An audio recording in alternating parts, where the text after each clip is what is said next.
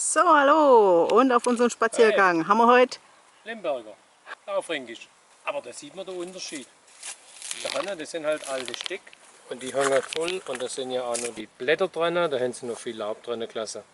Und das da ist ein junger Wingert, der kann ja auch noch gar nicht so viel haben. Und die Steckler.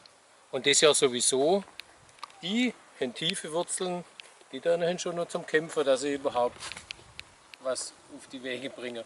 genau eher zarte Blättler und die andere richtig ledrige. Ja. Und man sieht ja auch da, die haben schon etliches abgeschmissen.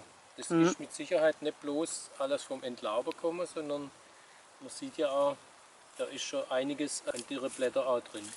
Das ist der Trockenstress, weil die junge Stöckler einfach sich schwer tun ohne Feuchtigkeit. Fazit? Junge Reihe muss man hier da. Hey Leute, hat's euch gefallen? Dann guckt doch öfter mal in meinen Kanal rein oder auf meine Homepage, da hat's ein ganz nettes Programm. Bei uns ist nämlich etwas Butter.